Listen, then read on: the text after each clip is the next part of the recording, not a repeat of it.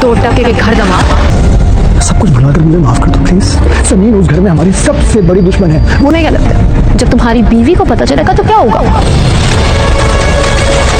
जरा सेल्फी दो। Hi friends, टूटा हुआ दिल का 35 एपिसोड का प्रोमो हम देख चुके हैं और क्या ही मज़े का आगे आने वाले सीन है।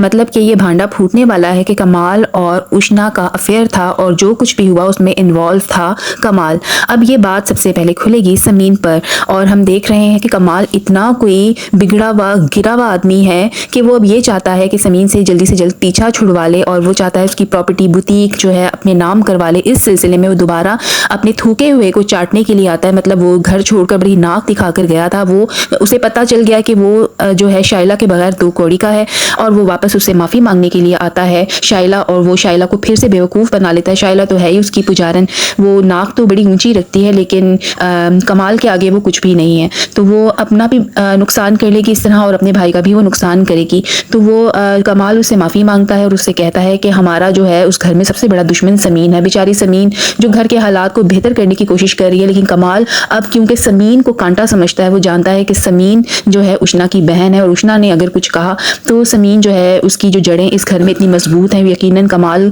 को इस घर से निकलवा देगी। इसलिए वो समीन को गंदा करना चाह रहा है। वो अपनी बीवी को अभी से जो है उसके कान में ये बात डाल रहा है कि समीन और उसका घर इंतहाई बेहुदा लोग हैं और इन्हें घर से समीन को निकलवा देना चाहिए। तो वो यही हथकंडा इस्तेमाल करेगा और जो शाइला है उसके कान भरेगा और समीन के खिलाफ करेगा और वही होगा कि शाइला की जो चाबी भरी गई है शाइला फिर से समीन के खिलाफ जो है महाज खड़ा करना शुरू कर देगी।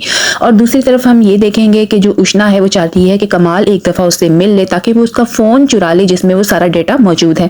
और वो जब उसका फ़ोन चुराने के बाद और वापस जा रही होती है, भाग रही होती है, तो उसकी टक्कर हो जाती है समीन के साथ। ओह वाह, क्या एंडिंग इन्होंने प्रोमो की है।